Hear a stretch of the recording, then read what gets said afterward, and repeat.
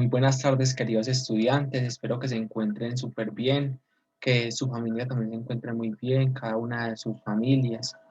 En este tiempo tan crítico para nuestro país, de alguna manera es importante recalcarles a ustedes el cuidado que deben de tener en cada uno de sus aspectos. Eh, También espero que estén comprendiendo muy bien todos los temas que se están trabajando en el día a día. Las ciencias, como les dije desde el principio, son elementales, fundamentales para poder comprender todo lo que nos rodea. Y más hoy vamos a ver una clase súper genial de química en la cual vamos a poner en cuestión eso de la materia, porque es importante la materia, qué es la materia, poder comprender nosotros de qué estamos hechos, de qué está hecho un árbol, de qué está hecho un objeto cualquiera de la vida cotidiana y todo este tipo de cosas que son indispensables para poder comprender todo lo que nos rodea. Entonces vamos a iniciar. El tema de hoy es la materia, es decir, la composición de la materia. Muy bien, como nos dice acá, todo es materia, absolutamente todo.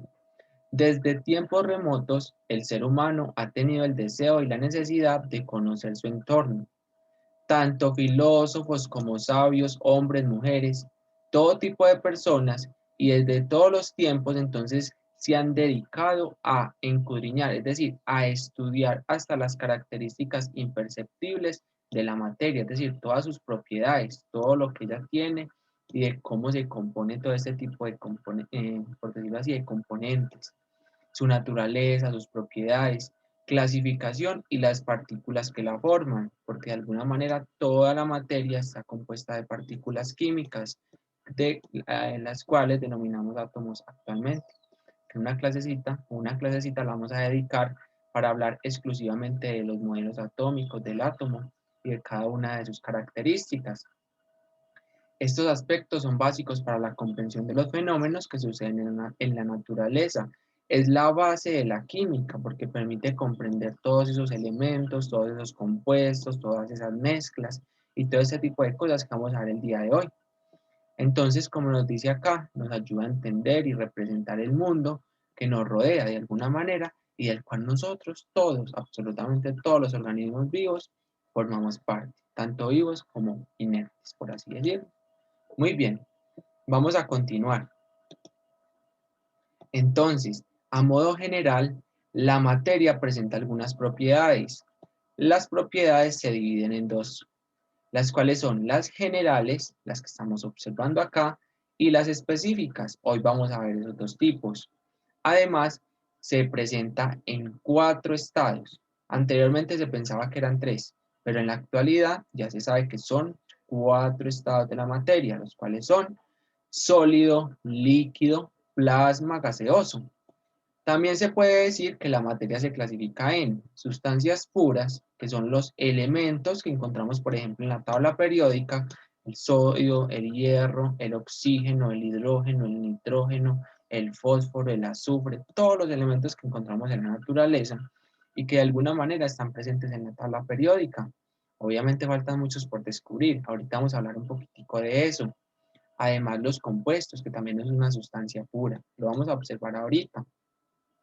Las mezclas, además, se clasifica también en las mezclas, que pueden ser de dos tipos: homogéneas y heterogéneas. Hoy nos vamos a basar entonces en unas propiedades generales y específicas y en la explicación de las sustancias puras y las mezclas. La próxima clase explicaremos de alguna manera entonces esos estados de la materia: sólido, líquido, plasma, gaseoso, y de cómo se comportan esos componentes en la naturaleza. Muy bien. Una manzana, unas tijeras y un vaso de agua tienen diferentes propiedades como su color, olor, sabor. Todos los alimentos, las plantas tienen un color definido, una textura definida, cada una de ellas la representa, cada una ocupa un lugar en el espacio, ¿cierto? Entonces, materia la podemos definir como ¿qué? Como todos los cuerpos o todos los objetos que encontramos en el universo. Todo lo que nos rodea a nosotros es materia, inclusive nosotros también somos materia. Entonces, y que a su vez poseen propiedades tales como la masa y un volumen, también un peso definidos. Necesitamos hablar. de cómo o cuál es la diferencia entre masa y peso, porque es que muchas veces solemos confundir ambos términos. Entonces, como se dice acá, la masa, recordemos entonces que la masa es la cantidad de materia que cualquier cuerpo tiene. Por ejemplo, supongamos, este celular que yo tengo acá es materia, ocupa un lugar en el espacio. Este mouse que yo tengo acá con el que estoy dictando la clase también tiene materia, ¿cierto? Tiene materia porque ocupa un lugar especial en el espacio, un poquito. Una aguja es materia porque ocupa un lugar en el espacio. Entonces, todo lo que nos rodea, absolutamente todo, es materia. Por ejemplo, una piedra puede tener una masa de 1 gramo, entonces, o este celular puede tener unos 5 gramos, 10 gramos, 20 gramos. Entonces, eso es lo que nosotros podemos llamar como la masa. ¿Listo? Entonces, lo mismo pasa con el volumen. Ya el volumen es como lo que ocupa, el espacio que ocupa este celular, este mouse en este espacio, en esta mesa. Entonces, eso está ocupando un lugar. Entonces, el volumen es la propiedad que puede definirse como ¿qué? Como la materia que ocupa este celular en el espacio, por ejemplo. La materia que ocupa un lugar en el espacio. Ya. Cualquier cosa, cualquier objeto que ocupe un lugar en el espacio, entonces podemos podemos denominarlo entonces como materia.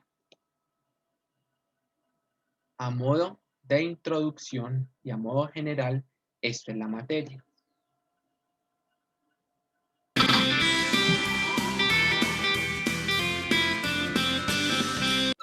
Hola amigos, bienvenidos a un nuevo vídeo de Happy Learning.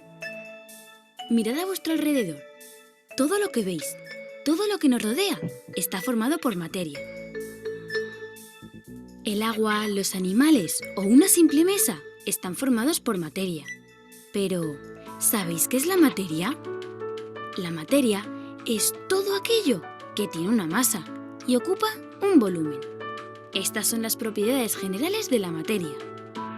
La masa es la cantidad de materia que tiene un cuerpo.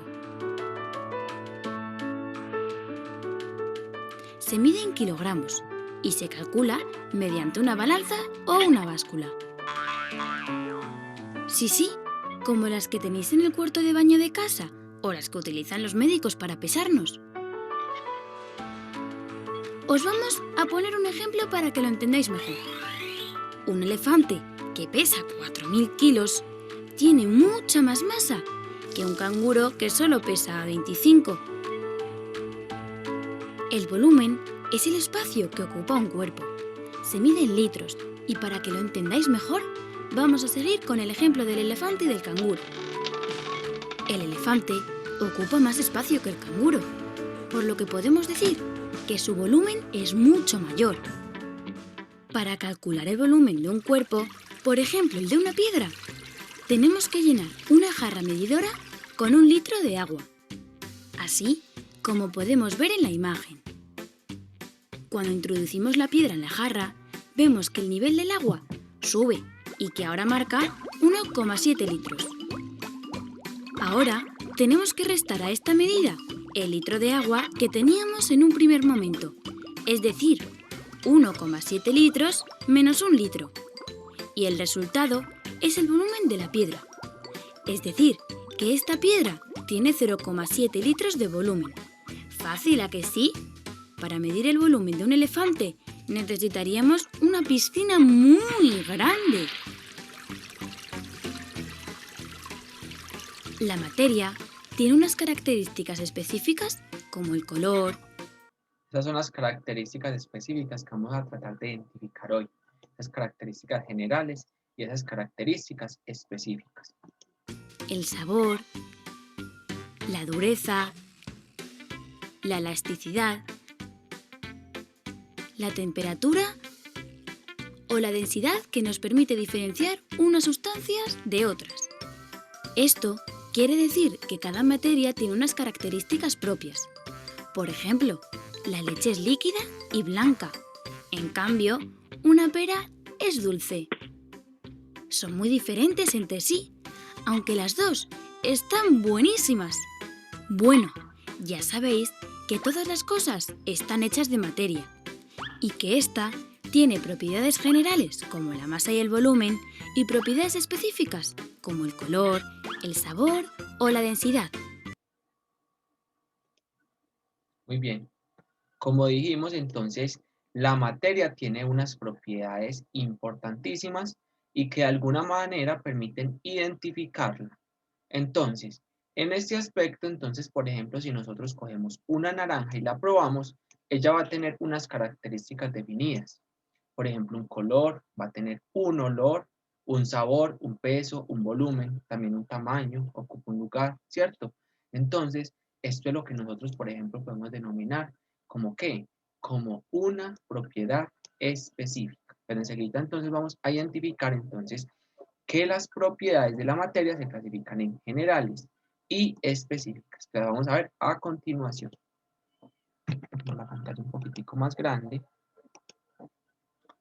Entonces, vamos a definir qué son las propiedades generales. Vamos a hablar primero de las propiedades generales de la materia. Muy bien, entonces, son aquellas que son comunes a todos los objetos, a todos los elementos, a todos los seres vivos, a todo, porque ya sabemos que todo es materia. Entonces, y no permiten diferenciar a una sustancia de otra, sino que más bien entonces alguna de ellas son indispensables, porque de alguna manera todos los elementos, todos los objetos las tienen como ¿qué?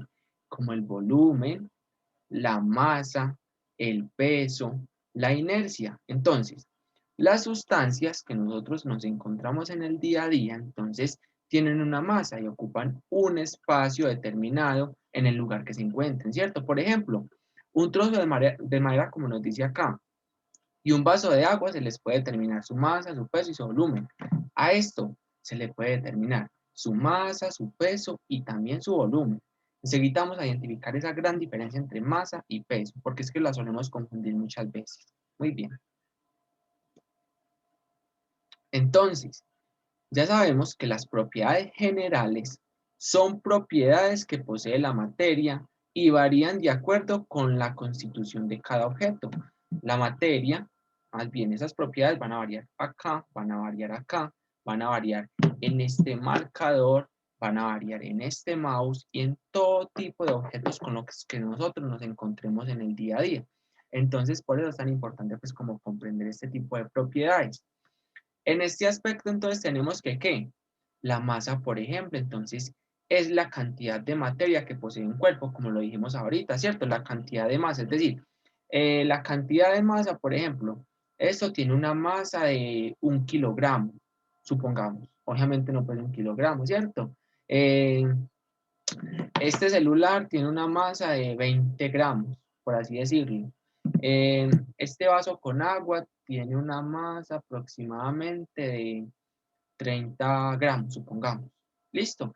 Y así sucesivamente, como un ejemplo, entonces nos colocan acá 500 gramos de arroz. Entonces, eso sería la masa que ocupa o que tiene un cuerpo en el espacio, ¿cierto? Entonces, ahora sí vamos a hablar del peso y vamos a aprender a diferenciar la masa del peso. Muy bien. Entonces, miremos acá. Yo voy a dibujar acá con mi marcador para que identifiquemos entonces más fácil. Listo, ya hablamos de la masa. Entonces, por ejemplo, 500 gramos de arroz. En este aspecto, entonces, vamos a nombrar o a definir qué es el peso. Ya el peso, pongan mucho cuidado, es la fuerza de atracción que ejerce la Tierra sobre los cuerpos y cambia de acuerdo en el lugar en el que nosotros estemos. ¿Listo? La masa nunca va a cambiar. Entonces, el peso se mide con un aparato que lo podemos llamar como el dinamómetro. Entonces, este aparato tiene una escala graduada que de alguna manera permite identificar y constituir lo que conocemos entonces como el peso. En este aspecto nos presentan un ejemplo, ¿cierto? Por ejemplo, 100 gramos de arroz, supongamos que estamos trabajando con el arroz, entonces equivalen a 1 newton. Si, por ejemplo, en este caso, 200, nos propusieran 200 gramos de arroz, entonces nosotros, ¿cómo lo podríamos identificar? Miren muy bien, 200 gramos de arroz. Entonces, ¿cuántos newton tendría? Entonces sería un total de 2 newton. Y así sucesivamente. Por ejemplo, 400 gramos de arroz. 200 gramos de arroz. Listo, ahí lo tenemos. Entonces, ¿cómo lo podríamos constituir? ¿O cuántos newton más bien tendría? ¿Cuánto sería el peso de ese objeto? Porque ya sabemos que ese peso varía dependiendo pues de la fuerza de la gravedad que ejerce la Tierra de alguna manera, ¿cierto? Entonces, acá tendríamos, por ejemplo, suponiendo entonces 4 newton, ¿cierto? Y así sucesivamente con todos los materiales que podemos encontrar en las diferentes partes de la Tierra. Ya sabemos que todos los objetos son o constituyen lo que conocemos como la materia. Muy bien, ahora hablemos del peso, perdón, del volumen. Entonces, el volumen, ¿qué será? Entonces ya si es la cantidad de espacio que ocupa este objeto en cualquier lugar. El espacio que ocupa este marcador, el espacio que ocupa este celular, el espacio que ocupa este vaso con agua, todo está ocupando un lugar en el espacio. El espacio, por ejemplo, que estoy ocupando yo, el espacio que está ocupando, por ejemplo, ese cuadro que está allá atrás. Entonces, ese es el volumen, ¿cierto? La cantidad de espacio o lugar que ocupa un cuerpo. Este sí lo podemos medir, entonces, ¿en qué? En metros cúbicos. Por ejemplo, 50 litros de agua, para poder identificar el volumen, por ejemplo, de los componentes. Además, tenemos la inercia ya. Es como la tendencia de esos cuerpos, de esos objetos, a estar en reposo o en movimiento, por así decirlo. Este celular, bueno, este tiene una tendencia súper genial para estar siempre en reposo, por así decirlo. Si yo no lo muevo, no se va a mover de ninguna manera, ¿cierto? Entonces va a quedar ahí siempre en ese lugar, si yo no lo muevo. De acuerdo con ello, entonces, como nos dice acá, a modo de ejemplo, el movimiento que se produce en una persona que va en un bus cuando el vehículo frena bruscamente. Obviamente esto tiene que ver más con física, pero también obviamente eh, se puede expresar de un modo químico. ¿Listo? Muy bien, entonces ya sabemos que la tendencia como de un cuerpo a estar en reposo o a moverse. Eso se le puede conocer entonces como la inercia. ¿Listo? Muy bien. Entonces, masa, peso, volumen, inercia, entonces son las propiedades ¿qué? Las propiedades específicas. Oigan muy bien, propiedades específicas de la materia. Muy bien. Voy a borrar esto de acá. Muy bien, entonces recordemos la diferencia entre masa y peso. Masa entonces es la que se mide en kilogramos. El peso es el que varía dependiendo del lugar de la gravedad o de la gravedad de la Tierra o de cualquier parte en la que nos encontremos. Por ejemplo, el peso va a ser diferente aquí en la Tierra que en Marte, por ejemplo, o que en Júpiter o que en otro planeta diferente. Entonces eso varía dependiendo pues de las condiciones pues de ese planeta. Muy bien. Por ejemplo, observemos acá, ¿esto qué nos estará expresando? El volumen, ¿cierto? Ya sabemos que el volumen se mide en ¿qué? En litros. ¿Esto qué nos estará expresando? La masa, ¿cierto? La masa, ¿por qué qué? Porque la masa la podemos medir en gramos, kilogramos y este tipo de unidades internacionales. Por ejemplo, este aparatico de acá, 100 gramos, entonces eso que nos está expresando, la masa, ¿cierto? ¿Y esto que nos estará expresando? El volumen, muy bien.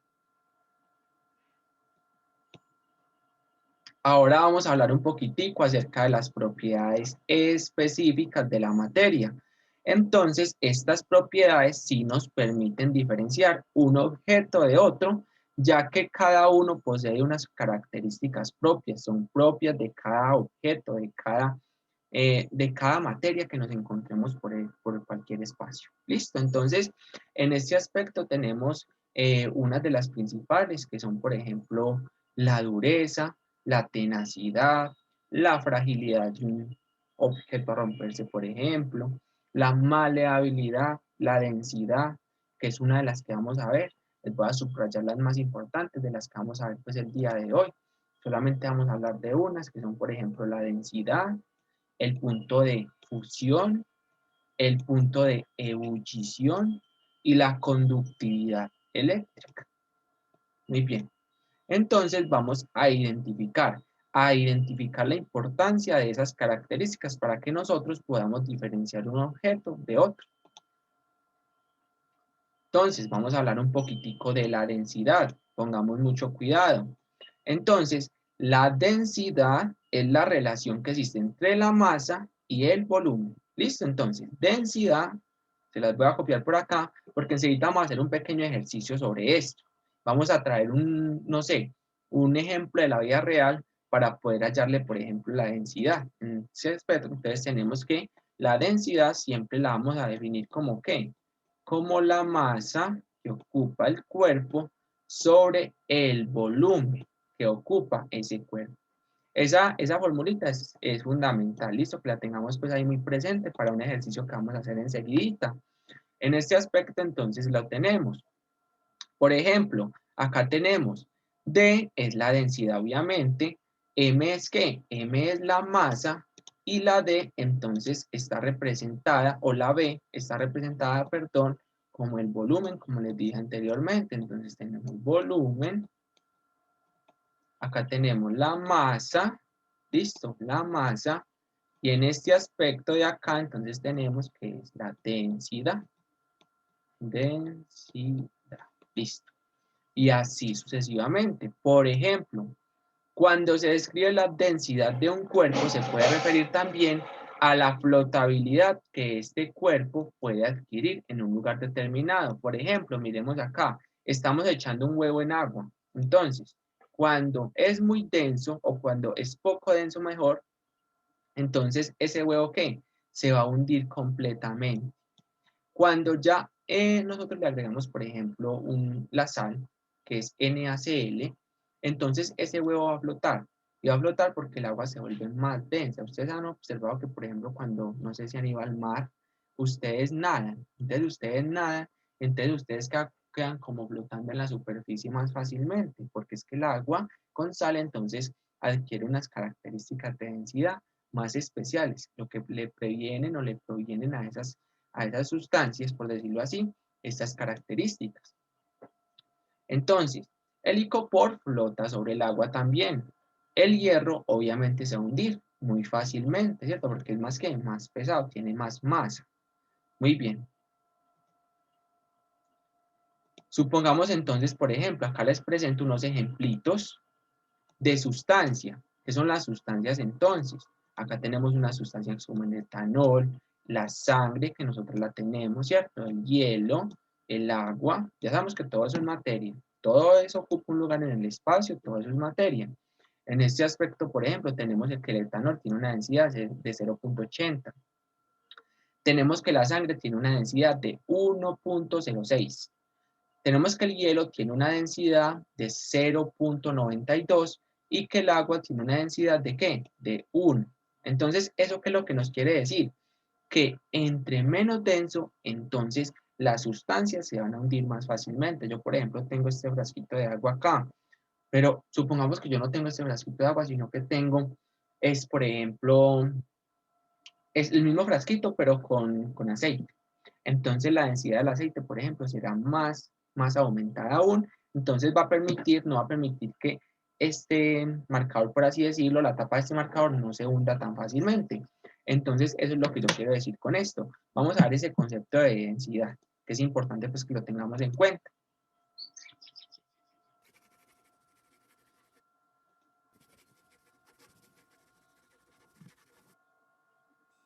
¿Alguna vez en tu vida has escuchado la palabra densidad?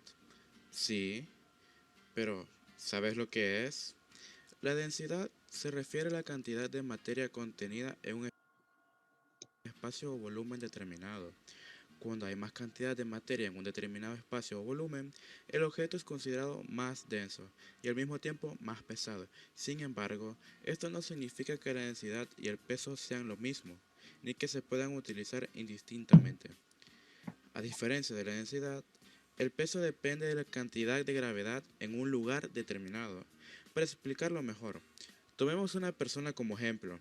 La densidad de la persona sigue siendo la misma, independientemente de donde lo lleves, sea cual sea la cantidad de gravedad de ese lugar. Sin embargo, si llevas la misma persona al espacio donde no hay gravedad, pierde su peso, pero su densidad no cambia. ¿Sabes por qué es más sencillo nadar en agua dulce que en agua salada? Pues aquí te dejo un experimento. Primero, necesitamos un huevo, un recipiente con agua de grifo y sal. Lo primero que debes hacer es colocar el huevo en el recipiente con agua. ¿Notas que se hunde? Pues, ¿qué pasará si le colocamos sal? El huevo empieza a flotar. ¿Pero por qué sucede esto? Muy fácil, aquí la explicación. En nuestro experimento del huevo en agua salada, el huevo, al ser más denso que el agua del grifo, aleja las partículas de agua para hacer lugar para sí mismo. Por eso se produce el hundimiento, pero en el caso del agua salada, que es más densa que el agua del grifo, es capaz de mantener el huevo hacia arriba. Por lo tanto, se produce la flotación del huevo. En otras palabras, los objetos se hunden cuando su densidad es mayor a la densidad del líquido. Te debes estar preguntando qué tiene la sal que hace que el agua sea más densa cuando ambas se mezclan. Cuando se añade sal al agua y se disuelve, se descompone en iones que luego se sienten atraídos por las moléculas de agua. Esta atracción hace que se unan fuertemente, aumentando así la densidad. En lugar de solo tener las moléculas de hidrógeno y oxígeno en el agua, el sodio y el cloro se unen a la ecuación.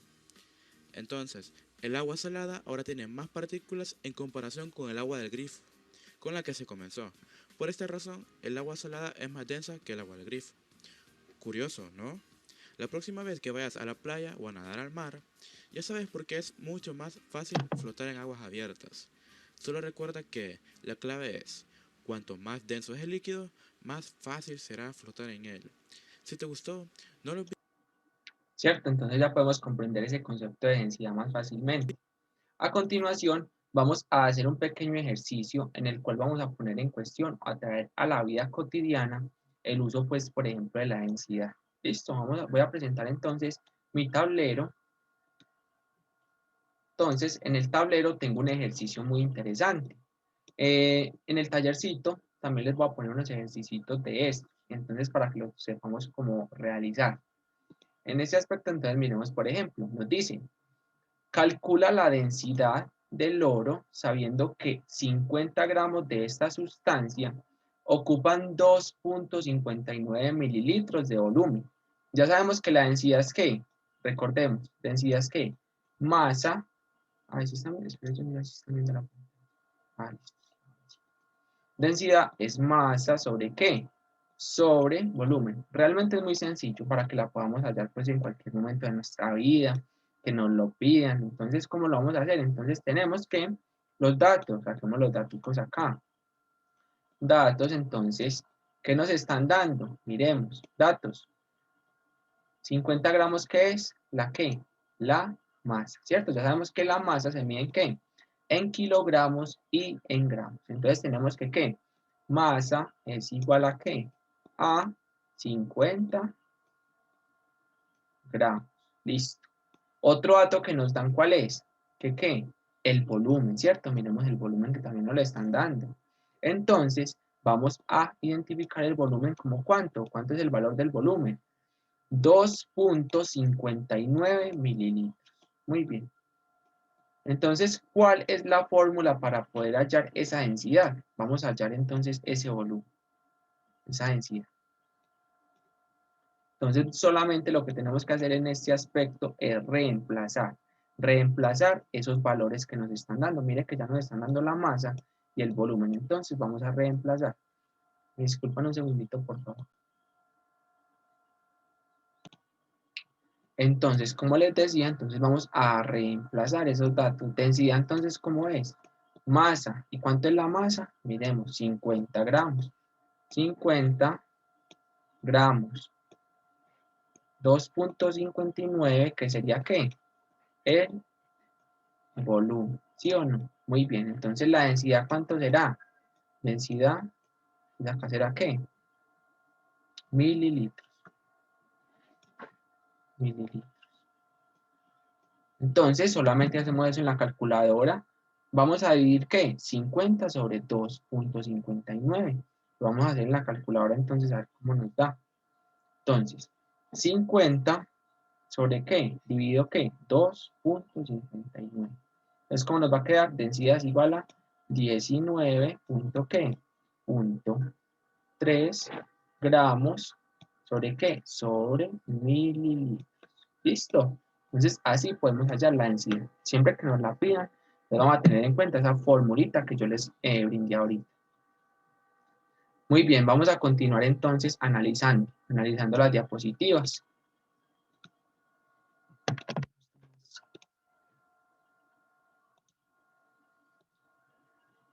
Muy bien, entonces vamos a hablar un poquitico acerca del concepto de punto de ebullición que estamos observando, por ejemplo, en la imagen, algo súper importante, interesante comprender. Por ejemplo, cuando el agua hirve, entonces se puede decir que el agua llegó a su ¿qué? A su punto de ebullición. ¿Listo? Entonces, como nos exponen acá, entonces es la temperatura en la que la sustancia cambia de estado líquido a gaseoso. En este aspecto, por ejemplo, cuando el agua ¿qué? Cuando el agua está, cuando se saca el grifo, por así decirlo, de la llave, entonces está en forma ¿qué? En forma líquido, ¿cierto? Pero cuando esa agua empieza a hervir, entonces va a empezar a liberar ¿qué? Vapor. Eso es lo que conocemos como paso del líquido a gaseoso, ¿listo? Que es la liberación pues del vapor. Entonces, se logra cuando la presión de vapor del líquido igual a la presión atmosférica. ¿Por qué qué? Entonces, esto es lo que produce que se caliente, por ejemplo, el agua. Por esta razón, entonces, es importante tener en cuenta que en ciudades como Bogotá, los líquidos hierven a menor temperatura. Oigan muy bien, hierven a menor temperatura. ¿Pero por qué? Que en ciudades que se encuentran a nivel del mar. ¿Listo? Entonces, a nivel del mar, entonces la temperatura va a ser mayor. ¿Listo? Entonces, supongamos entonces que tenemos acá a Bogotá. Listo, Bogotá está muy arriba, ¿cierto? Está realmente muy arriba. Entonces tenemos a Bogotá,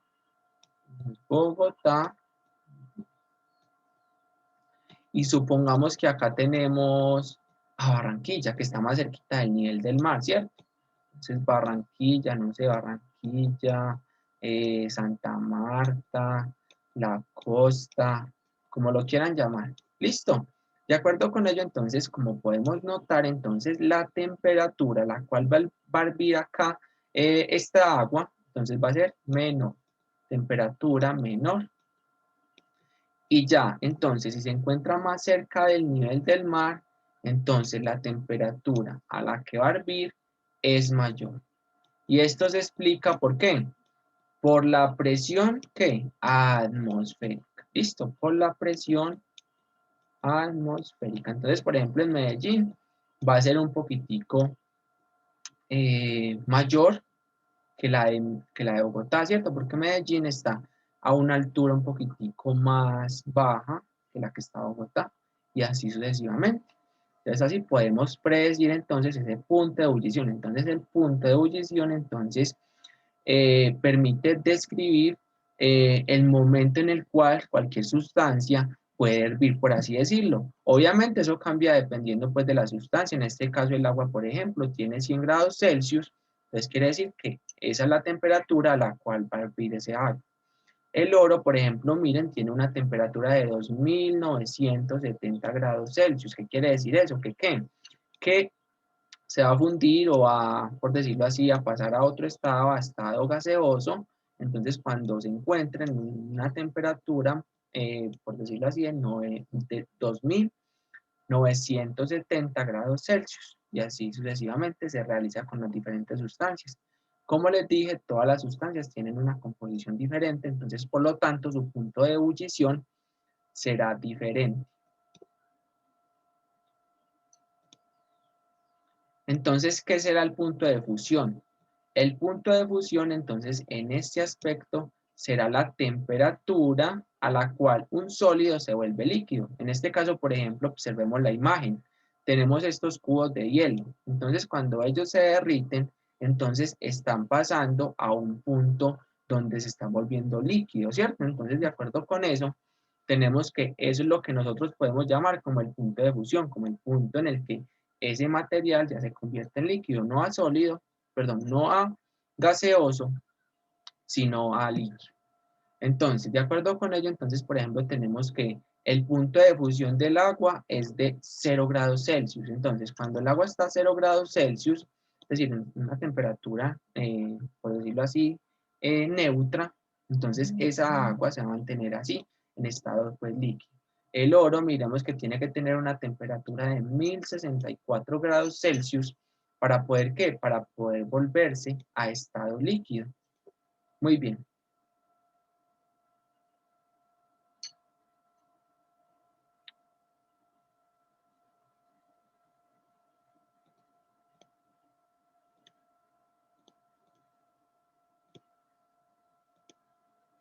Listo, ¿y qué será la solubilidad? Otra característica, otra propiedad específica de la materia, que es importante pues que también tengamos en cuenta. Entonces, es como la cantidad de sustancia que puede disolverse en otra sustancia líquida hasta formar una solución. Por ejemplo, supongamos acá en este aspecto, supongamos que yo a este frasco le agregué ¿qué? Sal, por así decirlo. Entonces, cuando la sal ya no se disuelve más, entonces ya llegó a su punto de solubilidad. Ya entonces vamos a poder determinar, vamos a poder nosotros observar que, por ejemplo, este frasco ya no va a diluir correctamente, por ejemplo, la sal o el azúcar. Cuando nosotros hacemos, por ejemplo, eh, una limonada, un aspecto pues de la vida cotidiana, de la vida real, entonces podemos decir que esa solubilidad, ese tipo de solubilidad, entonces cuando echamos demasiada azúcar, esa azúcar va a quedar en el fondo totalmente, no se va a diluir, por así decirlo. Entonces, eso es lo que nosotros conocemos como la solubilidad. Es importante pues que tengamos eso en cuenta. Entonces, obviamente, esa solubilidad va a cambiar pues como dependiendo de la temperatura también. Muy bien, entonces, por ejemplo, como dice acá, si agregas un poco de azúcar al té caliente, entonces esta se va a disolver más fácilmente. Pero si en caso contrario, entonces nosotros la agregamos en un té helado con hielo, por ejemplo, entonces esta se va a ir totalmente al vaso y no se va a diluir, no se va a solubilizar completamente. ¿Listo?